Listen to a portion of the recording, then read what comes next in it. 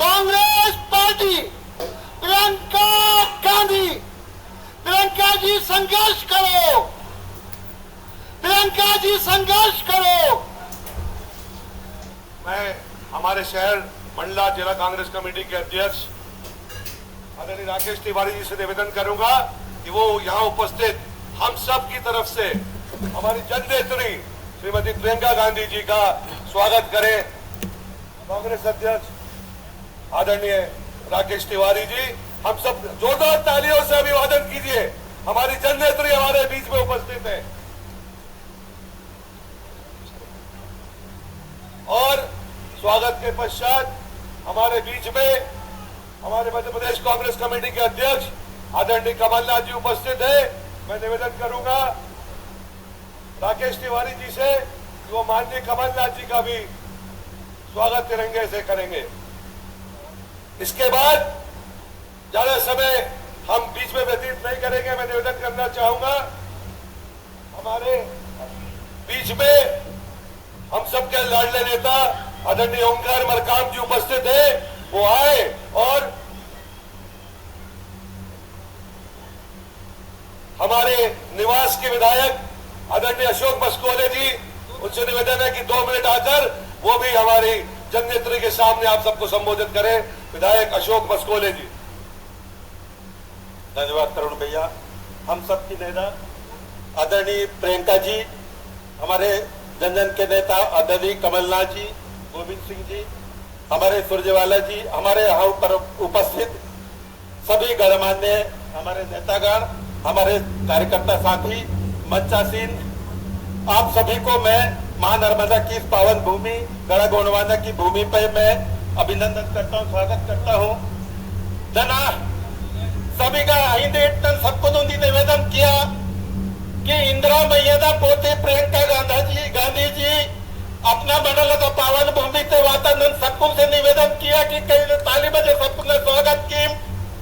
हमारे जनजन के नेता आदरणीय कमलनाथ जी बीचते हिंदूर और अभी कई जोड़े किसी स्वागत की।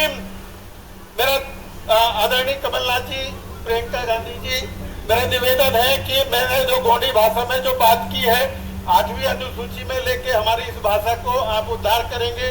हमारे यहाँ की समस्या है पलायन, विस्थापन और ये जो गरीबी का क्षेत्र है, यहाँ पर उद्योग के कोई स्थान नहीं है। मेरा निवेदन है कि इसके लिए स्पेशल कोई भी प्रोजेक्ट मंडला से आप शुरुआत करें ताकि हम अपने अच्छे क्षेत्र की जनता को हम अच्छा कर सके। धन्यवाद। जय हिंद, जय कांग्रेस। सरकार बनने पर इन बातों पे जरूर गौर किया जाएगा और इनको इम्प्लीमेंट भी किया जाएगा। मैं निवेदन करना चाहता हूं निवास के हमारे जहाँ सभा मां नर्मदा के तट पर हो रही है, स्थानीय विधायक आदरणीय नारायण पट्टा जी से कि वो भी आए, 2 मिनट में अपना संबोधन जरूर दें। बोलिए नर्मदा मैया की। आदिवासी समाज के जननायकों के वीरता, शौर्य और बलिदानों की भूमि एवं मां नर्मदा की गोद में बसी मेरी विधानसभा परिवार के ग्राम रामनगर में आदरणीय प्रियंका दीदी, हम सबके नेता मार्गदर्शक पिता तुल्य माननीय कमलनाथ जी, माननीय प्रभारी सुरजेवाला जी, हमारे नेता प्रतिपक्ष आदरणीय डॉक्टर गोविंद सिंह जी, मैं आप सब लोगों का अभिनंदन, स्वागत, वंदन अर्पण करता हूं। दीदी, मैं आपको बताना चाहता हूं कि हमारे पिता तुल्य और भविष्य के मुख्यमंत्री आदरणीय कमलनाथ जी ने जब सरकार थी तो उन्होंने मेरे विधानसभा में वेटनरी कॉलेज की सौगात दी थी, जो स्वीकृत होने के बाद केवल संचालन के लिए बचा था। लेकिन भाजपा को हमारे आदिवासी समाज और समाज के लोगों से इतना नफरत है कि हमारे बच्चों के भविष्य से उस कॉलेज को आज 4 साल बाद भी शुरू नहीं कर पाए। हमारे आदिवासी क्षेत्र के गांव में 24 घंटे बिजली नहीं होती है। आदरणीय कमलनाथ जी ने सब स्टेशन स्वीकृत किया था, लेकिन भाजपा वालों ने आज तक उसको स्वीकृति नहीं दी। मैं आप लोगों से निवेदन करना चाहता हूं कि ये एक ऐसा पवित्र स्थान है हमारे गौड़ राजाओं का, यहाँ पर राजमहल है, ये गढ़मंडला की राजधानी थी, ये हमारा पूरा आदिवासी ट्राइबल बेल्ट है। मैं आपका इस आदिवासी ट्राइबल बेल्ट में स्वागत, वंदन और अभिनंदन करता हूं और मां नर्मदा की पवित्र भूमि पर आपसे आग्रह करना चाहता हूं, ये सारे हमारे मंच के सामने बैठे हैं, ये सब संकल्प लेना चाहते हैं कि भारतीय जनता पार्टी की विदाई का समय आ चुका है, हम लोग माननीय कमलनाथ जी को मध्य प्रदेश में मुख्यमंत्री बनाएंगे। बहुत बहुत धन्यवाद। जय हिंद, जय भारत। बहुत बहुत धन्यवाद नारायण पट्टा जी। मैं आवाज देना चाहता हूं हमारे बीच में उपस्थित लोकप्रिय विधायक डिंडोरी के पूर्व मंत्री आदरणीय ओंकार मरकाम जी को कि वो आए और वो भी संबोधन दे। ओंकार मरकाम जी। नर्मदा मैया की, वीरांगना रानी दुर्गावती की, वीरांगना रानी दुर्गावती के पावन भूमि पर हमारे देश के आवाज और माता बहनों के वीरता के प्रतीक आदरणीय दीदी प्रियंका गांधी जी हमारे बीच में उपस्थित, हमारे आने वाले 17 तारीख के बाद 18 तारीख को मध्य प्रदेश के मुख्यमंत्री आदरणीय हमारे प्रिय नेता माननीय कमलनाथ जी, आदरणीय हमारे प्रभारी आदरणीय रणदीप सुरजेवाला जी, आदरणीय संजय कपूर साहब, आदरणीय नेता प्रतिपक्ष डॉक्टर गोविंद सिंह जी, आदरणीय सुरेश पचौरी जी, अरुण यादव जी, उपस्थित हमारे सभी सम्मानित नेता और गांव-गांव से आए हुए हमारे सभी सम्मानित कार्यकर्ता साथियों। दीदी, मैं सबसे पहले स्वर्गीय इंदिरा गांधी जी को धन्यवाद देना चाहता हूं। दीदी 1983 में रानी दुर्गावती जी के नाम से आपने जबलपुर का यूनिवर्सिटी को रानी दुर्गावती यूनिवर्सिटी बनाया। इसके लिए हमारा समाज हमारे नेता स्वर्गीय इंदिरा जी के लिए कृतज्ञता व्यक्त करता है। दीदी, आज आपके बीच में मैं बताना चाहता हूं, जब से भारतीय जनता पार्टी सरकार में आई है, आदिवासियों के साथ अन्याय चरम सीमा पे है। हमारे बहन बेटियों के साथ बलात्कार करके उनकी हत्या करके 10 फीट गड्ढे में गड़ाने का काम ये भाजपा के नेताओं ने किया। इन्होंने हमारे आदिवासी भाई के घर में घुस करके मार मार के उसको उनका जीवन खत्म करने का काम भाजपा ने किया। आदिवासी दिवस के दिन इन्होंने आदिवासियों पर गोली चला करके आदिवासियों पर अन्याय का काम भाजपा ने किया। आज हम आपके बीच में ये संकल्प लेना चाहते हैं कि पूरे आदिवासी भाजपा को हटाने के लिए तैयार है। बताओ, तैयार है? तैयार है? दीदी, मैं आपके बीच में बताना चाहता हूं, जब साहब ने और आपने मंत्री बनाया था, हमने आदिवासी दिवस का छुट्टी देने का काम किया। ये शिवराज सिंह ने बंद कर दिया। हमने हमारे जो चौगान है जहां हेलीकॉप्टर उतरा है, वो 1 करोड़ रुपए का भवन आदरणीय कमलनाथ जी ने हमको आस्थान योजना बनाने के साथ शुरू किया था। हमारे गांव-गांव में जन्म पे 50 किलो, मृत्यु पे 1 कुंटल और हर गांव में 25,000 बर्तन देने का काम हमने शुरू किया था, जिसको बंद कर दिया। पर आपके आशीर्वाद से माननीय कमलनाथ जी के मुख्यमंत्री बनते ही वो योजना चालू हो जाएगा। तो मैं आपसे कहना चाहता हूं, आप सब लोगों को पूरी ताकत के साथ कांग्रेस के बटन को दबाना है और 17 तारीख नजदीक आ रहा है। जब तक बटन चू न करे छोड़ना नहीं, कांग्रेस को जिताना है और माननीय कमलनाथ जी को मुख्यमंत्री बनाना है। आदरणीय दीदी का सभी आदिवासियों के तरफ से हृदय की गहराई से बधाई और बड़ा बेनता रानी दुर्गावती दायिता, राजा शंकर शाह रघुनाथ साहता, बहुत बहुत धन्यवाद।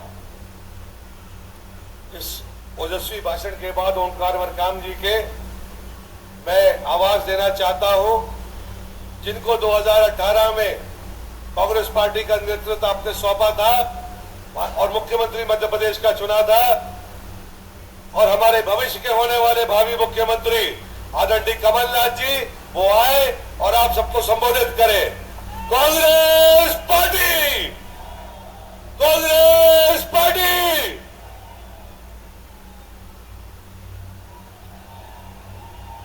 आदरणीय प्रियंका जी, रणदीप सुरजेवाला जी, गोविंद सिंह जी, सुरेश पचौरी जी, कमलेश्वर पटेल जी, हमारे विधायक ओंकार भाई, डॉक्टर गोविंद सिंह तो बोल दिया मैंने, ओंकार भाई, डॉक्टर मस्कोले, हमारे बाकी भी सबका नाम मैं नहीं ले रहा, हमारे सभी यहाँ आदरणीय विधायक और आसपास से आए हुए सभी नेतागण, आदरणीय बुजुर्गों, भाइयों और बहनों, मेरे साथ पहले नारा लगाइए, बड़ा देव की, नर्मदा मैया की, रानी दुर्गावती की, जल जंगल और जमीन के यहाँ जो सब सच्चे साथी आदिवासी भाई बहन बैठे हैं, मैं आप सबको प्रणाम करता हूँ।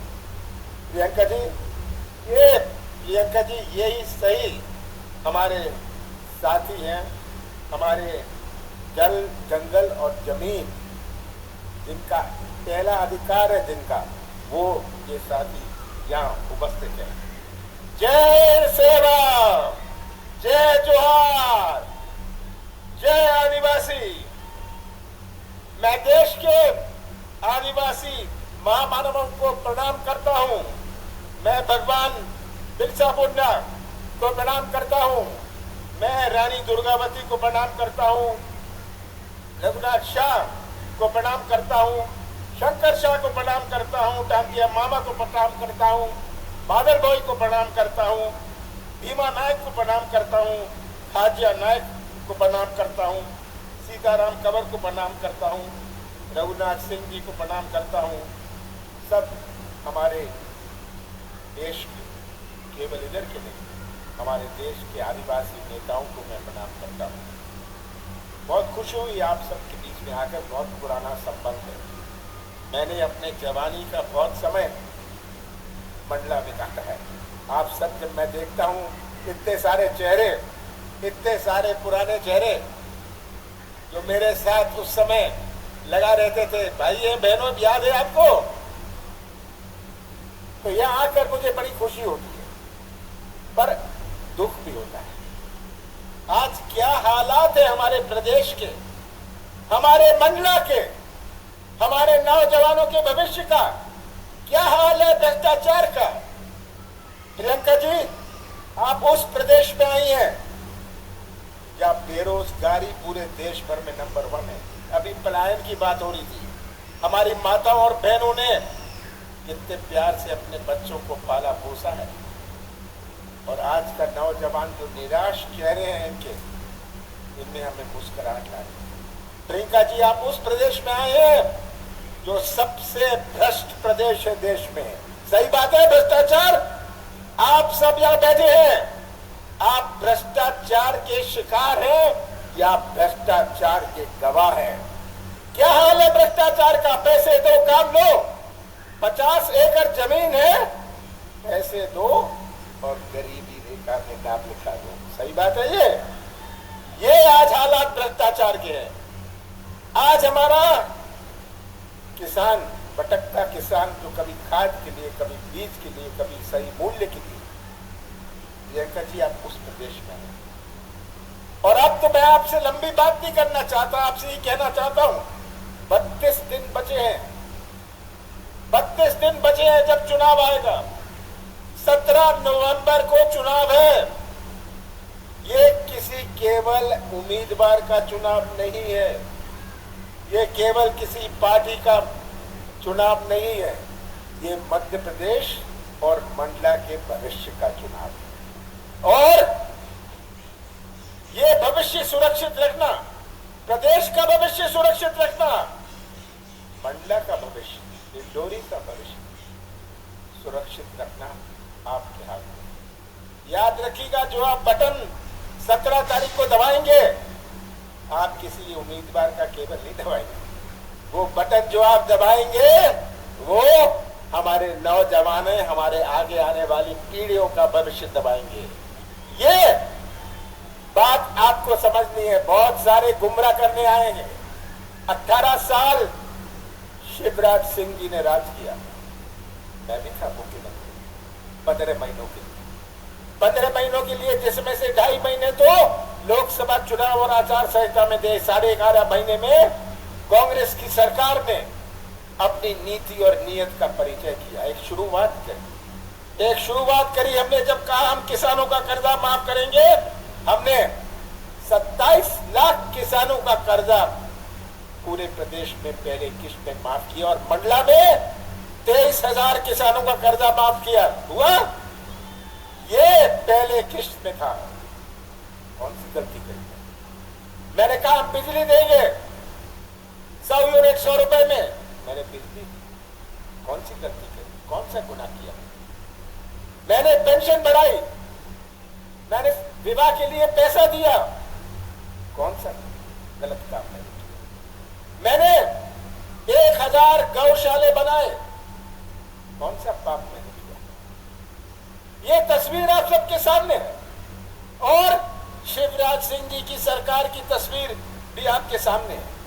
आज इतनी 13 सालों से चल रही है ये मंडला जबलपुर की सड़क, आज भी ये अधूरी है। यहाँ कोई रेल, सही रेल या सड़क की सुविधा नहीं है। मंडला की जो सड़क जबलपुर को जोड़ती है कितनी महत्वपूर्ण है हमारे मंडला के लिए। आज हम नर्मदा के किनारे हैं पर पेयजल की समस्या, कितनी शर्म की बात है। नर्मदा के किनारे और पेयजल की समस्या, सरकारी कार्यालय मंडला में बंद होने लग गए। ये आप जानते हैं, आप गवाह हैं। हमारे बिजली का कारखाना, सिंचाई का मुख्यालय यहां से भेज दिया गया बाहर। ये तस्वीर आप सबके सामने है और मैं तो ये कहूंगा कि शिवराज सिंह जी से एक प्रश्न पूछता हूं। शिवराज सिंह जी, आपने दिया क्या? आपने दिया क्या मैं पूछना चाहता हूं। आपने महंगाई दी, आपने भ्रष्टाचार दिया, आपने बेरोजगारी दी। शिवराज सिंह जी, आपने तो घर घर में शराब दी। ये शिवराज सिंह जी ने किया। और ये तस्वीर आप सबके साथ है। बहुत पुराना संबंध है आप सबके साथ, बहुत पुराना संबंध है। और मैं आपको आज वचन देना चाहता हूं कि पेशा कानून जो इन्होंने 18 साल बाद लागू किया, इसके जो नियम है आप बनाएंगे। नियम हम नहीं बनाएंगे, सरकार नहीं बनाएगी।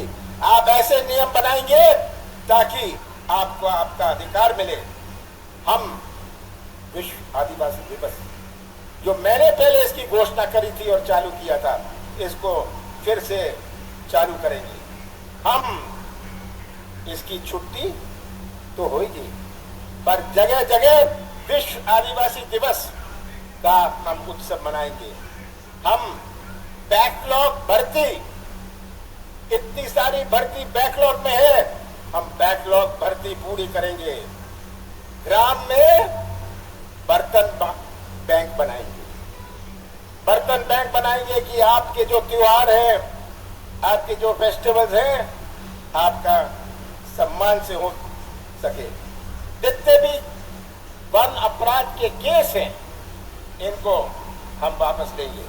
और ये मैं कहना चाहता हूं, जिनको अपात्र इन्होंने कर दिया था, इन्होंने यहां 3200 पट्टों को निरस्त को स्वीकार नहीं किया। कांग्रेस की सरकार आएगी, मैं आपकी समिति बनाऊंगा, सरकारी समिति नहीं। प्रदेश चलाना है, आपको चलाना है। और मैं नौजवानों से कहना चाहता हूं, सबसे बड़ी चुनौती हमारे मध्य प्रदेश में, सबसे बड़ी चुनौती हमारे मंडला डिंडोरी में हमारे नौजवानों का भविष्य है। अगर नौजवान जो मध्य प्रदेश का निर्माण करेंगे भविष्य में, अगर उनका भविष्य अंधेरे में रहा तो क्या निर्माण होगा? सबसे ज्यादा प्राथमिकता हम देंगे जो रिक्त पद है, जिनमें हमारे नौजवानों को रोजगार मिले। रोजगार हमारी पहली प्राथमिकता रहेगी। और मैं अंत में यही कहना चाहता हूं, मुझे मंडला पर पूरा विश्वास है, मंडला पर पूरा विश्वास है। अगर छिंदवाड़ा के बाद किसी जिले पर मेरा पूरा विश्वास है तो मंडला पर विश्वास है पूरे देश भर में। मैंने इतना समय यहाँ काटा हुआ है, यहाँ के गांव में मैंने धक्के खाए हुए हैं, तो आज वो सब यादें मेरे पास है। छिंदवाड़ा के बाद आज आपको स्पष्ट करना चाहता हूँ, सबसे ज्यादा प्राथमिकता मंडला को मिलेगी। पर आपके हाथ में है कि आप अपना भविष्य सुरक्षित रखना, आप अपना भविष्य सुरक्षित रखना, ये आपके हाथ में। और मुझे पूरा विश्वास है, दाएं मत देखिएगा, बाएं नहीं देखिएगा, ऊपर मत नीचे देखिएगा, नीचे मत देखिएगा, इन नौजवानों का चेहरा देखिएगा, इन माताओं बहनों का चेहरा देखिएगा और ऐसा फैसला करिएगा कि मंडला की सभी सीटों का झंडा हमारी विधानसभा में लहराएगा। आप सबका बहुत बहुत धन्यवाद। साथियों, आप सब बहुत बेसब्री के साथ इंतजार कर रहे हैं और हम सबको ये पता है, हमारी आदरणीय नेता श्रीमती प्रियंका गांधी जी को भी ये पता है कि आप बहुत दूर दूर के अंचलों से यहाँ पर आए हैं उनको सुनने के लिए, उनकी बात को सुनने के लिए, और उनको आवाज देने से पहले ये हम सबका फर्ज और कर्तव्य बनता है कि हम अपने मन के अंदर क्या है एक जयघोष लगा के उनके सामने प्रकट करेंगे। प्रियंका गांधी, प्रियंका गांधी। हम सबको संबोधित करने के लिए हमारी नेत्री श्रीमती प्रियंका गांधी जी आपके सामने।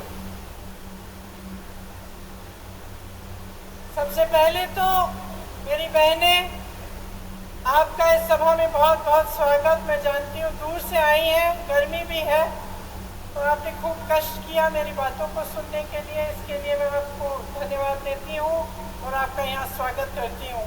भाइयों, आप सबका भी इस सभा में बहुत बहुत स्वागत।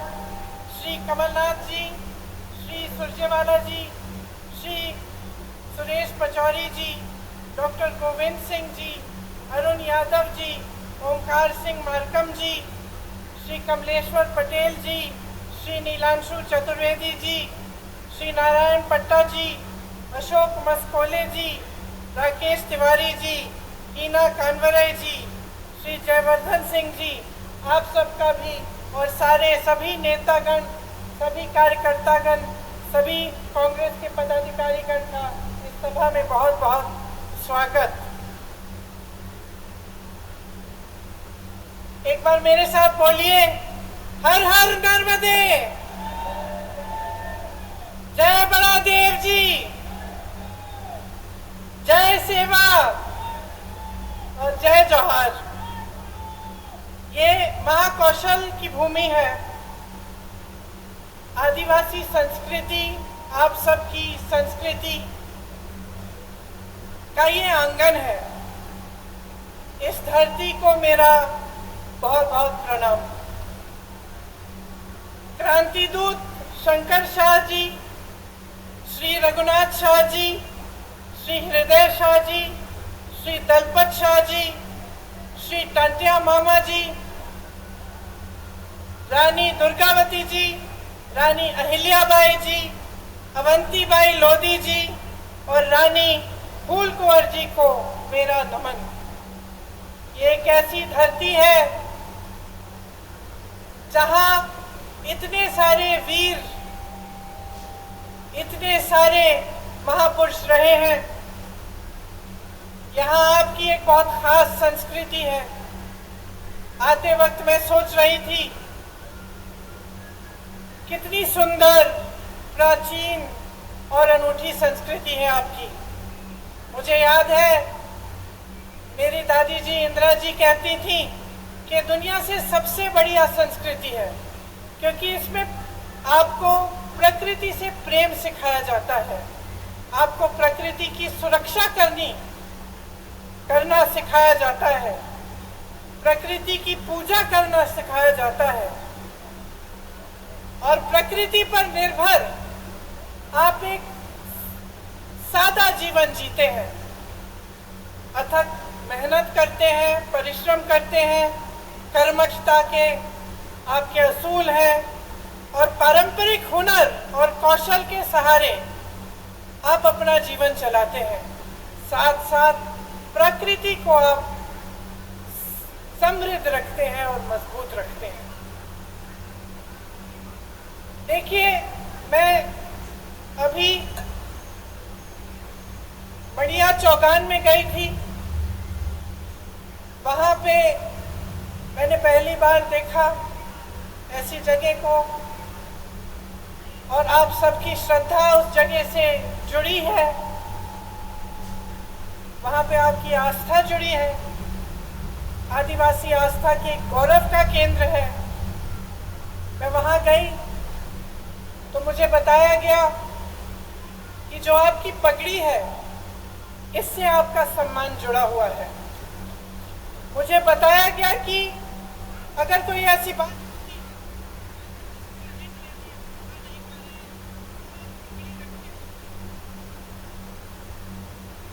तो ये बात मेरे मन में आई कि जब हम यहाँ चुनाव के समय आते हैं और हम आप सबसे बड़े बड़े वादे करके जाते हैं और कहते हैं कि हम ये करेंगे, घोषणाएं करते हैं, तो एक तरह से हम अपनी पगड़ी आपके सामने रखते हैं।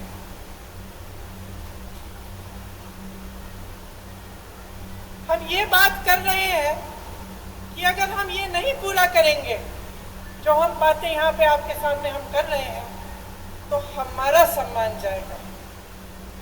तो आज इसी भावना से मैं आपके सामने खड़ी हूँ।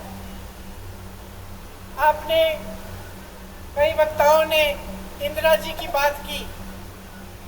इंदिरा जी मेरी दादी तो थी, लेकिन जैसे आपने कहा, आपने उनको इंदिरा माता कहा। शायद जो बुजुर्ग हैं उनको याद भी होगा उनके बारे में। तो आप सब अगर आज यहाँ मेरी बातों को सुनने आए हैं तो उसमें ये बात भी है कि मैं उनकी पोती हूँ, मेरी शक्ल थोड़ी बहुत उनसे मिलती जुलती है, तो मुझे देखने के लिए आप आए हैं, मैं जानती हूँ। लेकिन एक बहुत गहरी बात भी है जो सिर्फ मेरी शक्ल उनकी पोती होने के नाते नहीं है, और वो गहरी बात ये है कि आपको इंदिरा जी में भरोसा था। भरोसा इसलिए था क्योंकि इंदिरा जी ने आपके लिए काम करके दिखाया। आप उनको माता कहते थे तो इसलिए कहते थे कि आपकी श्रद्धा उनसे भी जुड़ी हुई थी। और मेरे लिए ये एक बहुत बड़ी जिम्मेदारी है, एक बहुत बड़ी जिम्मेदारी है कि आज मैं यहाँ आपके सामने खड़ी हूँ। आपने मेरी दादी जी को माता जी माना, और मैं यहाँ खड़े होकर आपके सामने कुछ बातें कर रही हूँ। तो ये मेरी जिम्मेदारी बनती है कि मैं जो बात कहूँ आपसे वो सच बात हो, वो सही बात हो, और वो आपके लिए ही बात हो, जो आपको आगे बढ़ा पाए, और जो काम इंदिरा जी ने शुरू किया था उसको आगे बढ़ाने वाली बात हो। आपको याद होगा कि इंदिरा जी ने आपको पट्टे दिलवाए थे, याद है कि नहीं? याद है। किस भावना से दिलवाए? इसी भावना से दिलवाए कि ये आपकी जमीन है, ये आपका सम्मान है, ये आपसे जुड़ी हुई बातें हैं, और आपको पूरी तरह से की शक्ति आपके हाथों में मिलनी चाहिए। कांग्रेस पार्टी की यही परंपरा रही है, यही असूल रहे हैं, और हम चाहते हैं कि जो संपत्ति है देश की, प्रदेश की, आपके जिले की, ये संपत्ति आपके हाथों में जाए। हम चाहते हैं कि आप मजबूत बने, आपकी शक्ति आपको मिले। और जब आप यहाँ पे चुनाव के बारे में बातें सुनने आते हैं, मेरी भी, अनेक अलग अलग पार्टियों के नेताओं की, तो आप हमेशा एक बात को अपने ध्यान में रखिए कि क्या ये लोग आपकी शक्ति आपके हाथों में देंगे कि नहीं देंगे।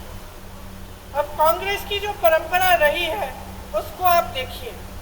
आपके लिए वन अधिकार का कानून लाया गया ताकि वन पर सबसे पहले आपका अधिकार बने, क्योंकि यही आपकी मूल संस्कृति रही है और एक तरह से मनुष्यता की मूल संस्कृति रही है।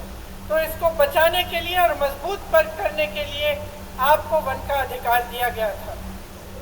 जो भी नेता यहाँ आता है, मैं जानती हूँ ये 3 शब्द बोल के जरूर जाता होगा, जल, जंगल और जमीन, है कि नहीं? बोलते हैं ना। लेकिन इसके नीचे क्या अर्थ है, इसको समझना बहुत जरूरी है। क्या नेता गहराई से बोल रहा है या आपके सामने एक जुमला बना के छोड़ दिया?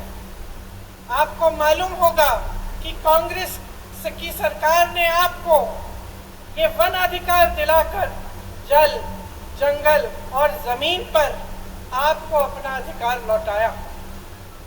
मनरेगा लाए, मनरेगा से ग्रामीण रोजगार बने। जो पलायन की बात कमलनाथ जी ने की, पलायन किस लिए होता है? पलायन इसलिए होता है जब ग्रामीण रोजगार नहीं बनता, जब आपके इलाके में, आपके गांव में, आपके जिले में रोजगार नहीं मिलता, तभी तो बच्चा सोचता है कि घर छोड़ के बड़ी शहर में नौकरी ढूंढेगा, क्योंकि यहाँ नहीं मिल रही है। तो मनरेगा किस लिए बनाया गया था? आपको मजबूत बनाने के लिए, ताकि आपको रोजगार गांव में मिले, ताकि आपको पलायन करना नहीं पड़े। आज पलायन बहुत बड़ी समस्या है यहाँ की। भोजन का अधिकार का कानून मिला आपको, इससे आपके बच्चों को जो भोजन का अधिकार है वो दिया गया कि सरकार की जिम्मेदारी बनती है कि आपको भोजन मिलना है। पंचायत व्यवस्था को कांग्रेस की सरकारों ने मजबूत किया। जो पैसा पंचायत को आना चाहिए था वो आया। पंचायत में जो निर्णय लेने चाहिए थे कि आपके यहाँ कुछ काम कराना है या कोई समस्या है, उसको सुलझाने के लिए वो पंचायत में ही लिया जाए, ये कांग्रेस की सोच थी। इन सब चीजों से आपके हाथ मजबूत हुए। अब आप अगर देखें तो जितने भी अधिकार कांग्रेस ने आपको दिए और जो जो काम आपकी मजबूती के लिए किए, जब भाजपा आई तो एक एक करके ये अधिकार आपसे छीने गए। आज सरपंचों को के अधिकार में कटौती है, आप सब जानते होंगे। मनरेगा को लागू ही नहीं किया, पलायन और बढ़ गया है क्योंकि गांव में रोजगार नहीं मिल रहा है। आपकी जमीनें छीनी जा रही हैं, आपको उपज के सही दाम नहीं मिलते। आप विरोध करते हैं, प्रदर्शन करते हैं तो आपके ऊपर गोलियां बरसाई जाती हैं।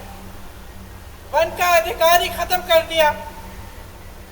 कमलनाथ जी ने आपको पट्टे दिए थे, आपको याद होगा उस 15 महीनों के सरकार में उन्होंने आपको पट्टे दिलवाए और ये काम भी इन्होंने रोक दिया है भाजपा ने। तो देखिए आपका जो समाज है, मेरी बहनें बैठी हुई हैं, आपका जो समाज है इसके साथ बहुत अत्याचार हुआ है। आपने देखे होंगे इतने सारे जो वीडियो वायरल हुए हैं। देश में प्रदेश में सबसे ज्यादा बच्चियों को यहीं पे मध्य प्रदेश में यहीं पे गायब हो रही हैं। सबसे ज्यादा बच्चियां, 1.5 लाख बच्चियां और महिलाएं गायब हो गई हैं इनके राज्य में। हर रोज 17 बलात्कार होते हैं। आप सोचिए बहनें, हर रोज जब आपकी बच्चियां बाहर निकलती हैं आपको डर लगता होगा कि आएंगी वापस कि नहीं, या कुछ हो तो नहीं जाएगा। ये सरकार चल रही है। उज्जैन की घटना तो आपने देखी ही है। और आदिवासी जनों पर, आप पर जो अत्याचार बरसाए जा रहे हैं उनका अब कोई मुकाबला नहीं है। पूरे देश में मध्य प्रदेश उनमें नंबर 1 हो गया है।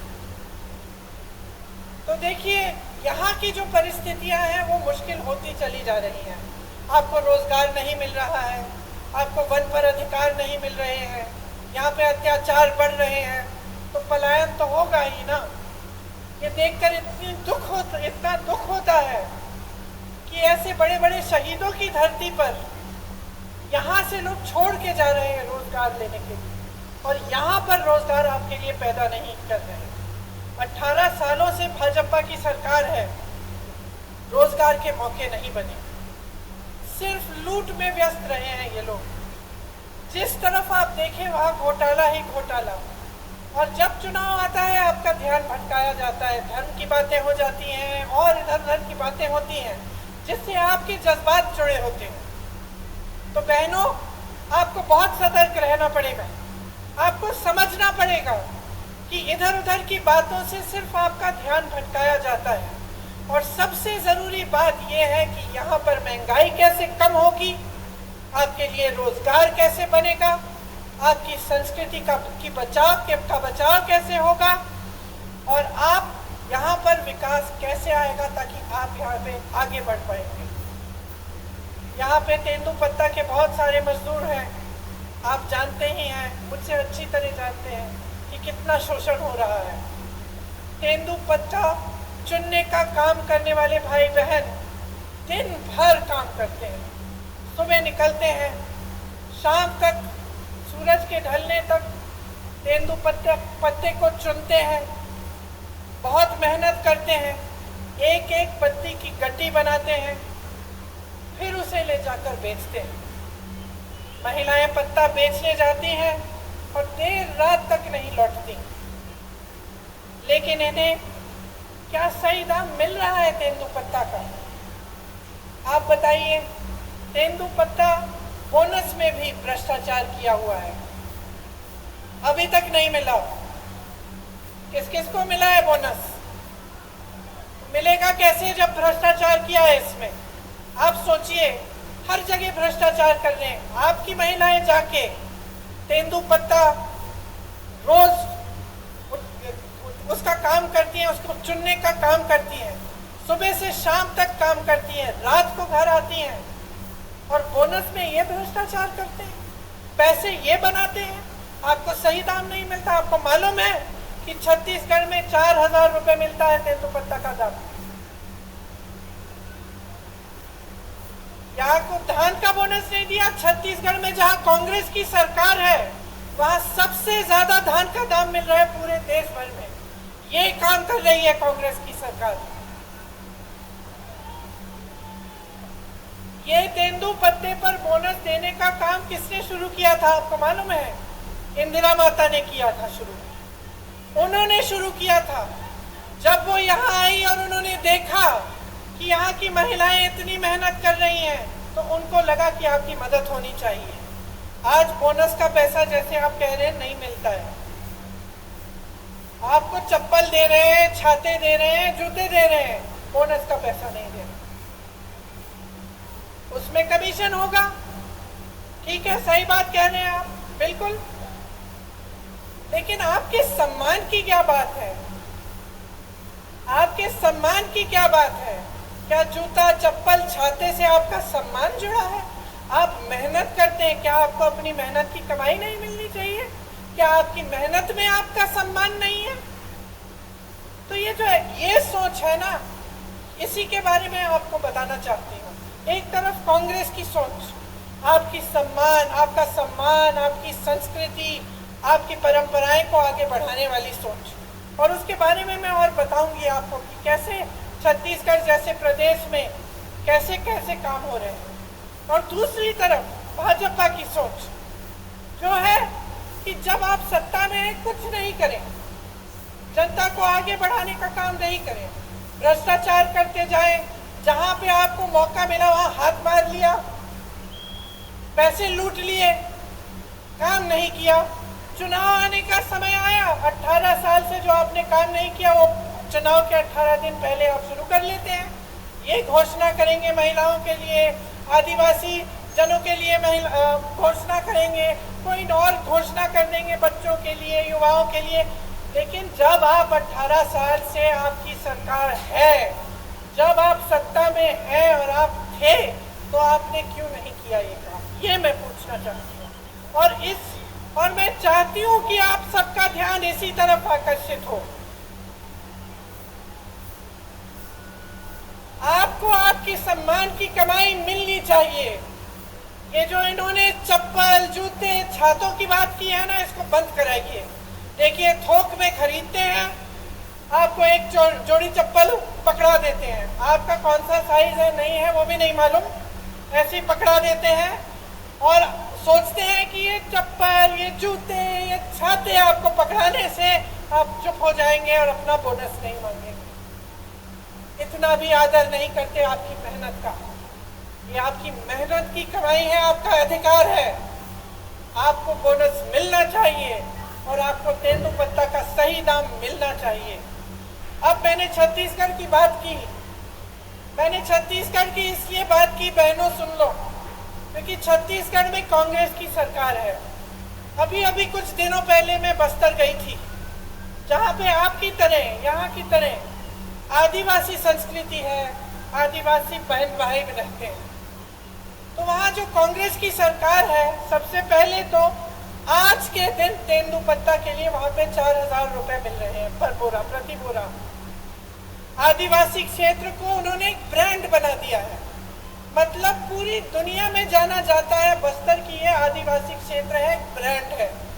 वहाँ पे बड़े बड़े मिलेट के प्रोडक्शन के प्लांट लगा दिए हैं, ताकि वहाँ की जो उपज है उसमें से ऐसी ऐसी चीज़ें बनी जो पूरी दुनिया में, पूरे देश भर में पहुँच सके। वहाँ कोदा, कुटकी, रागी, ज्वार जो उगता है उसमें से ऐसी ऐसी चीज़ें बनाई हैं जो दिल्ली की बड़ी बड़ी दुकानों में बिक रही हैं। अच्छा, वहाँ इंग्लिश मीडियम स्कूल खोले हैं अपने आदिवासी बहन भाइयों के लिए। वहाँ की ये नीति है कि आदिवासी पाठशालाएं बनाई हैं जिसमें आपकी संस्कृति सिखाई जाती है। गौठान में रोजगार बनाए हैं, ताकि जो मेरी बहनें हैं, मैं आपको बताना चाहती हूँ, जो काम कांग्रेस की सरकार ने छत्तीसगढ़ में किया, मैं गई थी काम को देखने के लिए। वहाँ मैं कुछ महिलाओं से मिली। वहाँ जो स्वयं सेवा समूह है उनके गौठान है, और मैंने पूछा कितना कमा रही हो बहन? पता है क्या जवाब मिला? 1 लाख से 6 लाख रुपए बहनें कमा रही हैं गौठान चला के। तो क्या आप नहीं चाहेंगे कि आपके प्रदेश में भी एक ऐसी सरकार आए जो आपको समझे और ये समझे कि आपकी ज़रूरतें क्या है? गौठान बनाएंगे या इसमें से हम कैसे कैसे काम करा सकते हैं, कहाँ कहाँ रोजगार पैदा हो सकता है बहनों के लिए, भाइयों के लिए, कैसे ऐसे वन के उपज हैं जिनको हम आगे बढ़ा सकते हैं। आपको पता नहीं होगा, छत्तीसगढ़ में 60 से ज़्यादा वन उपज को समर्थन मूल्य दिया जाता है, मतलब कि उसका दाम आपको मिलता है। यहाँ तो आपको एक तेंदुपत्ता का नहीं मिल रहा है, वहाँ 67 वन उपज के लिए आपको सही दाम मिलता है। तो आप सोचिए कि अगर आप सही सरकार चुनते हैं और आप सही पार्टी को वोट देते हैं, जिसके नेता आपको गुमराह करने के लिए काम नहीं करते, आपको आगे बढ़ाने के लिए काम करते हैं, तो कितनी तरक्की आ सकती है आपके जीवन में। आप में हुनर है, हमारी बहनें गुलदस्ता बनाती हो, खिलौने बनाते हो, पेंटिंग बनाते हो, मूर्तियां बनाते हो। हुनर है ना, कला है और आपकी अपनी है। अब इसको लेकर अगर देश भर में, दुनिया भर में आप इसको भेज सकते हैं और इसके जरिए आप कमा सकते हैं, तो आपके लिए कितना अच्छा होगा। और यही काम हमारी सरकारें करके दिखा रही हैं। छत्तीसगढ़ में कर रही हैं, राजस्थान में कर रही हैं। आपका सम्मान देश भर, दुनिया भर में फैलता है और बनता है। यहाँ भी हम चाहते हैं कि अगर सरकार आएगी तो ये एक घोषणा है कि मैं करने जा रही हूँ कि तेंदुपत्ता के लिए प्रति बोरा 4000 रुपये यहाँ पे भी आपको दिलवाया जाएगा।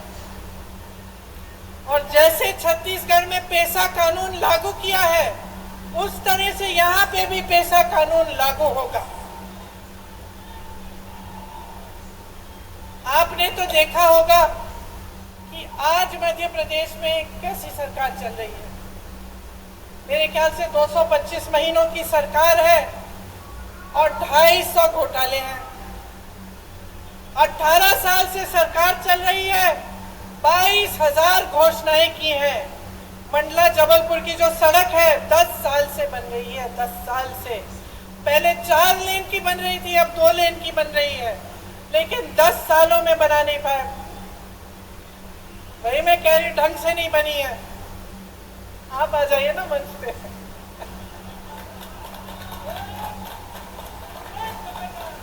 मुझे बताते रहिए। यहाँ की सड़क की तो ये स्थिति है कि गडकरी जी जो मंत्री हैं, जो सड़क बनवाते हैं, उनको आकर माफी मांगनी पड़ी आपके सामने। ये बात है, आप सोचिए। इतने सारे घोटाले, बच्चों के पोषण में घोटाला, मिड डे मील में घोटाला, सर्व शिक्षा अभियान में घोटाला, स्कॉलरशिप में घोटाला, भर्ती परीक्षाओं में घोटाला। तो बच्चों का भविष्य क्या है? आप बताइए बहन, आप ऐसे कर रही हैं, क्या भविष्य है? आप अपनी बच्चों के लिए मेहनत करती हैं कि नहीं? मेहनत करती हैं, मेहनत से उनका पालन पोषण करती हैं। तमाम दुनिया भर की समस्याएं होती है, लेकिन माँ बाप क्या चाहते हैं कि बच्चों की परवरिश ठीक ढंग से हो, बच्चे आगे बढ़े। लेकिन आपको अंधकार ही अंधकार दिख रहा है। जब आपके स्कूल में पोषण पर घोटाला हो रहा है, जब स्कॉलरशिप पे घोटाला है, जब भर्ती की परीक्षाओं में घोटाला है, तो बेचारा नौजवान करे क्या? स्कूल करता है, पढ़ाई करता है, अच्छे अच्छे अंक भी लाता है, आगे जाकर फीस भरता है, ट्यूशन करेगा, भर्ती परीक्षा के लिए तैयारी करेगा बेचारा। माँ बाप कभी कभी घर से बाहर भी भेज देते हैं, दूर कहीं पे ट्यूशन सेंटर में, किसी शहर के अंदर कि जा बेटा पढ़ ले, अच्छा भविष्य बनेगा। और फिर क्या होता है, उसमें घोटाला हो जाता है, हर स्तर पर घोटाला। तो बेचारा परीक्षा देता है, परीक्षा में पास भी हो जाता है, लेकिन नियुक्ति नहीं होती क्योंकि घोटाला हो जाता है, सब कुछ बंद हो जाता है। तो जब अगली पीढ़ी, आने वाली पीढ़ी के लिए भी कुछ भविष्य में दिख नहीं रहा है, उम्मीद ही नहीं रही, तो आगे कैसे बढ़ पाओगे, आपका विकास कैसे हो पाएगा?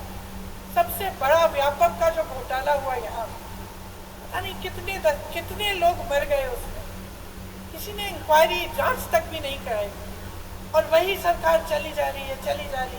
माँ नर्मदा में घोटाला, महाकाल में घोटाला, मंदिर में जो मूर्तियां लगाई हैं उस पर भी घोटाला। तो थक नहीं गए हो आप? थक गए हो ना? क्योंकि आखिर देखिए, जो नेता होते हैं, राजनीति में आते हैं, किस लिए आते हैं?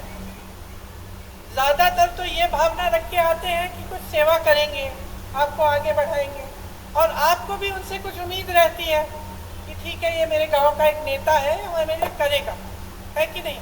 लेकिन जब आपको दिखता है कि चाहे कुछ भी मंच पे आकर कुछ भी कह रहे हैं, आपको कुछ भी कहानियां सुना रहे हैं, लेकिन सच्चाई इनकी कुछ और है।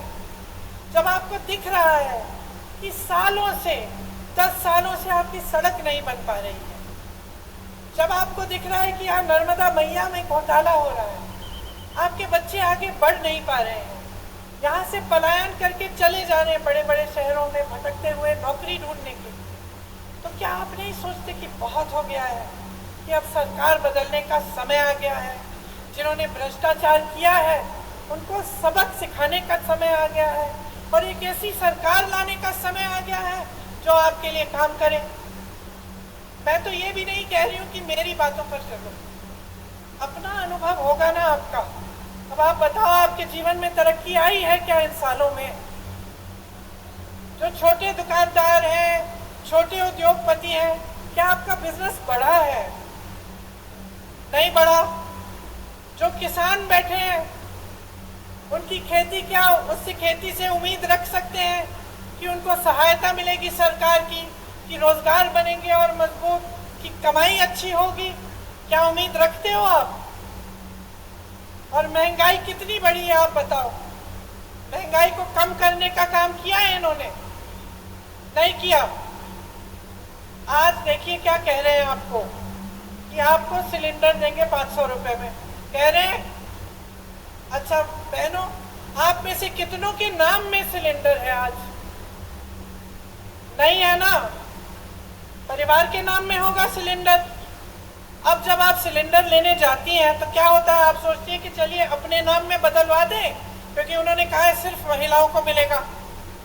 आप सोचती हैं कि चलो परिवार का सिलेंडर है, अपने नाम में डलवा दें, और जब डलवाने के लिए जाते हैं तो कितना मांगते हैं आपसे? 4000 रुपए। तो पहले कहते हैं कि आपको मुफ्त में से, मतलब आपको 500 रुपए में सिलेंडर दे रहे हैं, ठीक है।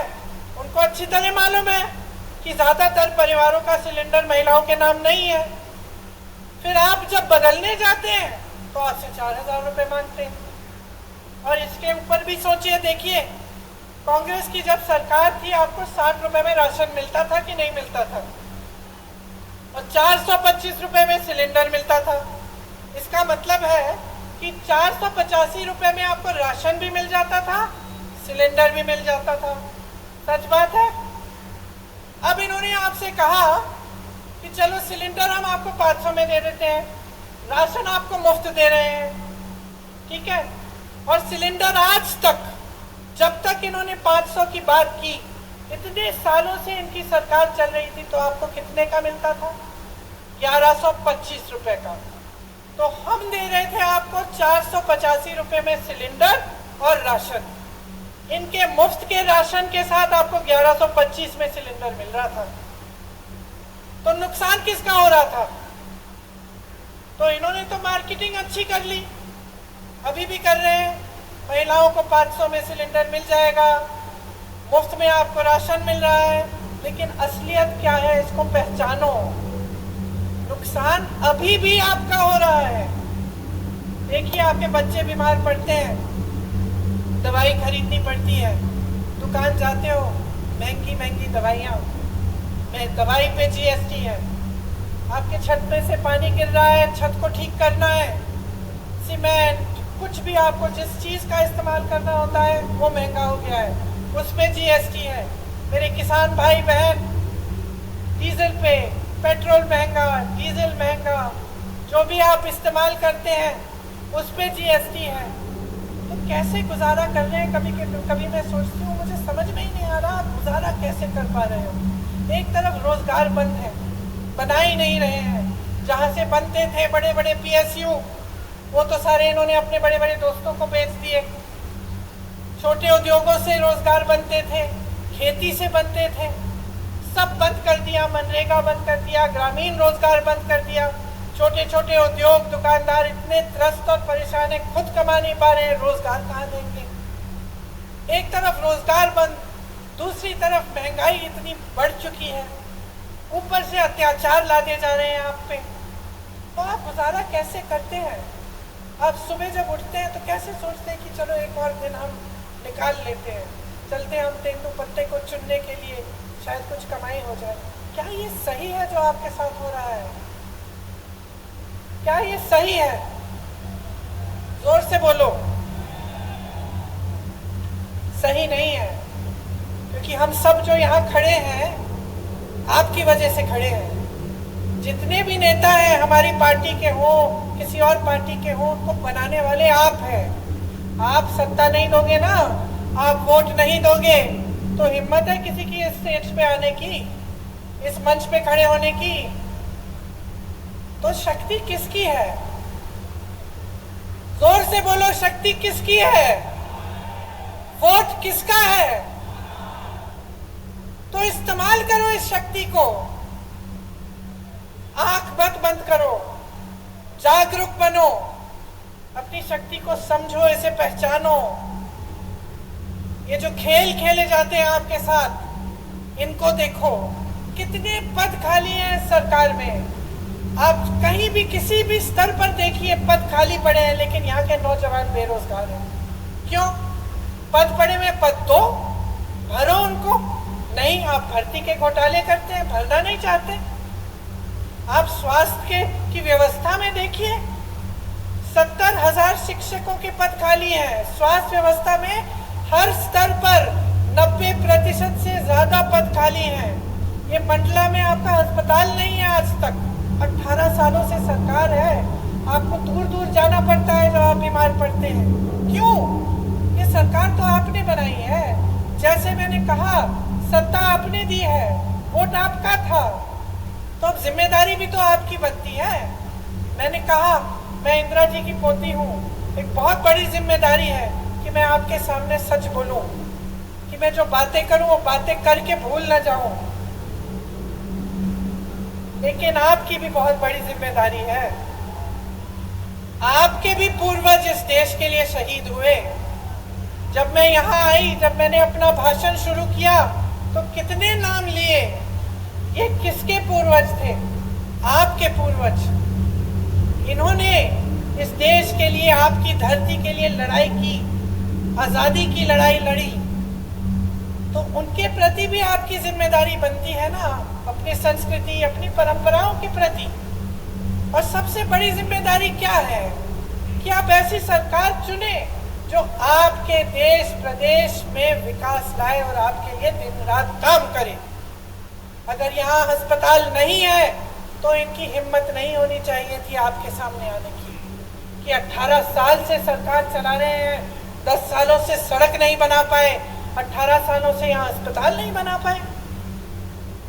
आज पूरे प्रदेश में सीएचसी में एक भी आंख का डॉक्टर नहीं है। जब आंख की बीमारी होती है कहाँ जाते हो? प्राइवेट में जाना पड़ता है। ठीक है, जाओ प्राइवेट में, लेकिन पैसे ही नहीं कमा रहे हो, कमाने के मौके नहीं मिल रहे हैं, कमाई नहीं हो रही है, महंगाई बढ़ रही है, तो कहाँ प्राइवेट में जाओगे इलाज कराने के लिए? किसी ने सोची है ये बातें? तो ये देखिए, अगर एक सही सरकार होती है, उसकी सही नीयत होती है, तो बहुत कुछ हो सकता है। आपने सुना होगा, राजस्थान के किसी भी राजस्थान के वासी से पूछिए, वहाँ चिरंजीवी योजना है, कांग्रेस की सरकार है। चिरंजीवी योजना में 25 लाख तक आपका इलाज मुफ्त सरकार कराती है।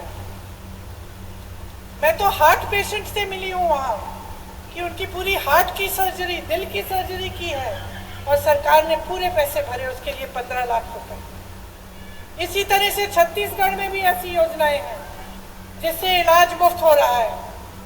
मैं एक बच्चे से मिली, उसको एक खून की बीमारी थी, उसके पिताजी हाथ जोड़ के कह रहे थे कि कांग्रेस की सरकार ने इसका पूरा इलाज कर दिया है। रोजगार बनाने का काम सरकार की जिम्मेदारी होती है, नौजवानों का जो भविष्य है वो सरकार की जिम्मेदारी है। आपने सुना होगा कि हम बार बार कहते हैं कि जाति जनगणना होनी चाहिए। इससे पता चलेगा कि ओबीसी के कितने लोग हैं, दलित के कितने लोग हैं, अनुसूचित जनजाति के कितने लोग हैं इस देश में। और आप सोचिए कि भाजपा की जो देश में केंद्र में सरकार है, इसके बारे में बात नहीं करना चाहती। अरे हम तो यही कह रहे हैं कि गिनती तो करो। हम ये मांग कर रहे हैं कि गिनती करो, हमें बताओ। आप सोचो, आपका बड़ा परिवार है, बड़ा घर है, बड़ा परिवार है, बहुत सारे बच्चे हैं।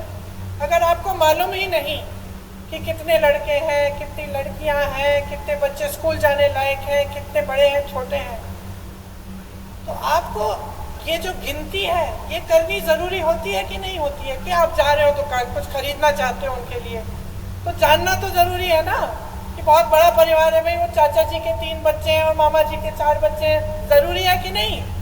घर में ज़रूरी होता है अगर बड़ा परिवार होता है या बड़ा गांव होता है। अब हम कह रहे हैं देश में गिनती करो, हमें बताओ पिछड़ी जाति के कितने हैं, अनुसूचित जाति के कितने हैं, दलित कितने हैं, अनुसूचित जनजाति के कितने हैं।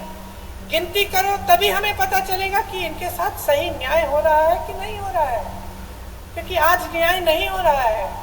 बिहार में ये गिनती की गई जिसे जनगणना कहते हैं, क्या पता चला? 84% लोग ओबीसी, दलित और अनुसूचित जनजाति के हैं, ये पता चला। अब जब देखा कि पद कितने कितने लोगों के पास है, बड़े बड़े पद, चाहे अधिकारी हो चाहे किसी भी क्षेत्र में हो, तो पता चला कि कहीं नहीं है। जिन लोगों की आबादी ज्यादा है उनको पद नहीं मिल रहे हैं, उनको मौके नहीं मिल रहे हैं। तो जब हम कहते हैं कि जाति जनगणना करो, हम सिर्फ ये कह रहे हैं कि भाई गिनती करो ताकि न्याय हो सके, ताकि जितने ओबीसी हैं उनको न्याय मिल सके, जितने अनुसूचित जनजाति के लोग हैं उनको न्याय मिल सके। जब हम नौकरियों की बात करते हैं, रोजगार की बात करते हैं, आरक्षण की बात करते हैं, तो ये सब हो सके। लेकिन ये सरकार इतना भी नहीं करना चाहती। ये इतना भी नहीं करना चाहते, कहते हैं कि हम ये कह रहे हैं क्योंकि हम जनता और समाज को बांटना चाहते हैं, इसलिए। लेकिन हम इसलिए कह रहे हैं क्योंकि हम न्याय दिलवाना चाहते हैं, और ये इसलिए नहीं कर रहे हैं क्योंकि ये न्याय नहीं दिलवाना चाहते हैं। आज किसान परेशान है, यहाँ के मेरी आदिवासी बहन भाई परेशान हैं, नौजवान परेशान हैं। तो आप सोच समझ के अपना वोट डालिए, क्योंकि इस वोट से आपके अगले 5 साल तय होंगे। आपके बच्चों का भविष्य क्या होने वाला है वो तय होगा। 1.5 साल में कांग्रेस पार्टी ने यहाँ कितने काम किए? 15 महीनों में 27 लाख किसानों का कर्ज माफ किया, सामाजिक सुरक्षा का पेंशन 600 रुपए किया, 1 करोड़ परिवारों को 100 रुपए में 100 यूनिट की बिजली दिलवाई, 1000 गौशालाएं बनाई, 12,000 बर्तन बैंक बनाए, ओबीसी आरक्षण को 14% से 27% तक बढ़ाया। कांग्रेस की सरकार आपके लिए काम करके दिखाती है। आज भी आपके सामने कुछ गारंटी लाई है, इनके बारे में मैं 2 मिनट के लिए आपको बताती हूँ, उसके बाद आप जा सकते हैं घर। कष्ट हो रहा है, शायद धूप भी है। देखिए, जैसे किसान को कर्ज माफ करने का काम हमने शुरू किया था, उसको हम फिर से शुरू करेंगे। तो किसानों का कर्ज माफ करेंगे। 100 रुपए में जैसे 100 यूनिट बिजली आपको पहले दिलवाई थी, वो फिर से दिलवाएंगे। 200 यूनिट की बिजली हाफ की जाएगी, बिल हाफ की जाएगी, मतलब उसकी बिल आधी आएगी। पुराना पेंशन लागू होगा। जितने भी अधिकारी हैं, सरकारी जो रोजगार होता है उसका महत्व यही होता है कि जब वो रोजगार मिलता है, वो नौकरी मिलती है, तो हमें लगता है कि चलो ठीक है, रिटायर होने के बाद भी कुछ आते रहेगा, हम सही सलामत सुरक्षित रहेंगे। आज वो भी छीना गया है आपसे। तो जहाँ जहाँ कांग्रेस सरकार में है, अभी भी ओपीएस लागू है और हम चाहते हैं कि प्रदेश में, मध्य प्रदेश में भी लागू होगा। गैस के सिलेंडर के लिए जैसे हमने पहले कहा, आपको 500 रुपए में आपको सिलेंडर मिलेगा। महिलाओं को 1500 रुपए प्रति माह दिया जाएगा, आपके खातों में आएगा बहने। 5 हॉर्स पावर की सिंचाई की बिजली किसानों को मुफ्त मिलेगी। ओबीसी का आरक्षण 27% तक रहेगा और जाति जनगणना जिसकी बात मैंने की, वो गिनती जिससे आपको आगे जाकर न्याय मिल पाए, वो हम मध्य प्रदेश में करेंगे। जहां भी 50% से अधिक आदिवासी आबादी है, वहां छठी अनुसूची डाली जाएगी। अनुसूचित जाति और अनुसूचित जनजाति के खाली पड़े बैकलॉग पदों पर तत्काल उनको भरा जाएगा, जो पहले से खाली पड़े हैं।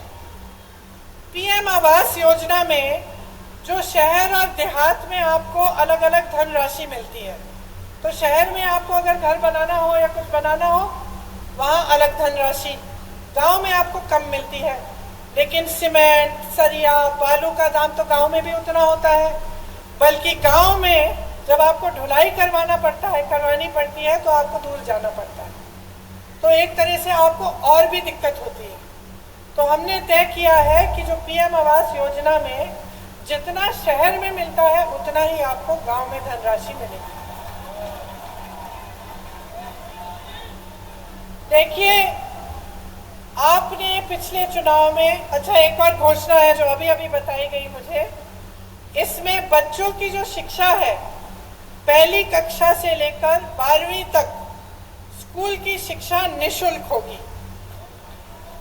इस योजना का नाम रखा है पढ़ो और पढ़ाओ योजना। तो ये भी एक और घोषणा है।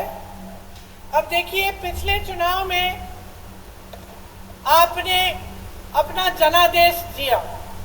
ये जनादेश क्या था? आपने कांग्रेस की सरकार चुनी, इसको धन आदेश के दम पर बदला गया। रिश्वत दी, हमारे विधायकों को खरीद लिया, कुछ लोग छोड़ के चले गए और एक नई सरकार बनी, भाजपा की सरकार बनी। अब आपने 3.5 सालों में इनकी नीयत देख ली है। क्या कह रहे हैं?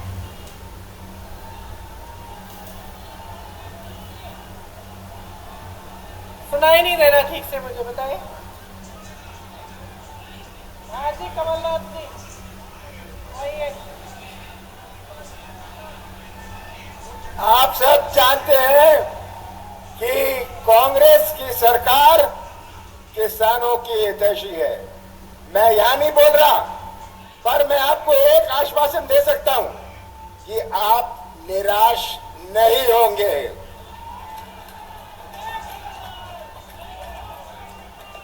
तो देखिए, सीधी सीधी बात है, अपनी सच्चाई को समझो। जो आपकी असलियत है, जो आप जी रहे हो, उसको देखो। सुबह से शाम तक काम करते हो, मेहनत करते हो, क्या रोजगार नहीं मिल रहा है, महंगाई है, परेशान हो, जीवन में क्या तरक्की आई है, नहीं आई है, इन सबको देखते हुए अपना वोट दो। जो नेता है आपके सामने, उसकी नीयत समझो। जो पार्टी घोषणा कर रही है उसका रिकॉर्ड देखो। अच्छा, ये घोषणा कर रहे हैं, इनके दूसरे प्रदेशों में देखो क्या हो रहा है। मैं कह रही हूँ, अगर यहाँ पे 4,000 रुपए मिलेगा तेंदुपत्ता के लिए, तो देखो छत्तीसगढ़ में मिल रहा है। अगर धान की कीमत बढ़ाई जाएगी तो देखो छत्तीसगढ़ में सबसे ज्यादा आज मिल रही है पूरे देश में। तो ये सब बातें देखिए, मेरा मानना है कि जनता से ज्यादा किसी में विवेक नहीं है, मेरा मानना है। और मैं कोई कुछ भी कह ले, मैं जानती हूँ कि आप में विवेक है, सबसे ज्यादा अनुभव है और आप सच्चाई को अच्छी तरह से पहचानते हैं। अगर आज तक मेरी दादी इंदिरा जी को आप याद करते हैं, उनको माता कहते हैं कि इसलिए क्योंकि आपने सच्चाई को पहचाना, आपने सही नियत को पहचाना। जो आपके लिए दिन रात काम करने के लिए तैयार था उसको आपने देखा, आपने उन्हें आगे बढ़ाया, उन्होंने आपको आगे बढ़ाया। यही रिश्ता होना चाहिए नेता और जनता में, आप में और हम में। तो इसलिए आज यहाँ खड़े होकर मैं वोट नहीं, आपकी जागरूकता मांगती हूँ आपसे। जागरूक बनो। अगर आप जागरूक बनोगे तो खुद समझ में आ जाएगा कि जिस दिन मध्य प्रदेश में कांग्रेस की सरकार आएगी उस दिन से आपके लिए काम सही मायने में शुरू होगा और आपकी प्रगति होगी। इसीलिए चुनाव के दिन मेरी बातों को भूलना मत, अच्छी तरह से याद रखना।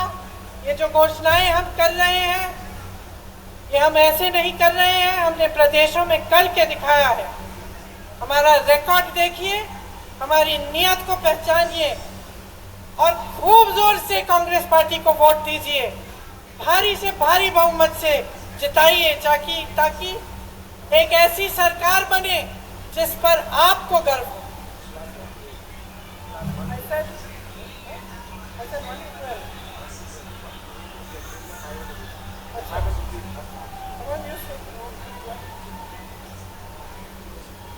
अच्छा, यहाँ एक और घोषणा है कि कांग्रेस सरकार में जो ये पढ़ो और पढ़ाओ योजना है, इसके तहत कक्षा 1 से कक्षा 8 तक बच्चों को हर साल 500 रुपए दिए जाएंगे। कक्षा 9 से 10 तक 1,000 रुपए दिए जाएंगे हर महीने। तो यहाँ तो हर साल लिखा है, मैं सोच ही नहीं थी हर महीने क्या लिखा है। 500 रुपए हर महीने मिलेंगे। 9 से 10 तक हर बच्चे को हर महीने 1,000 रुपए मिलेंगे और 11 से 12 कक्षा में हर बच्चे को 1,500 रुपए हर महीने मिलेंगे।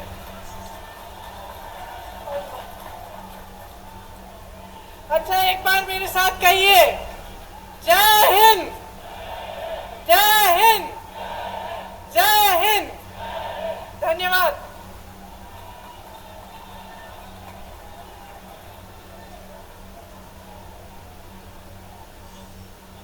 और अब मैं आभार प्रदर्शन के लिए जिला कांग्रेस कमेटी के अध्यक्ष राकेश तिवारी जी को आमंत्रित करता हूं। आज मां नर्मदा के पावन तट पर इस ऐतिहासिक नगरी मंडला में आयोजित इस जन आक्रोश सभा में उपस्थित जन जन के नेता, बहुत ही सम्माननीय आदरणीय प्रियंका जी, उपस्थित माननीय कमलनाथ जी,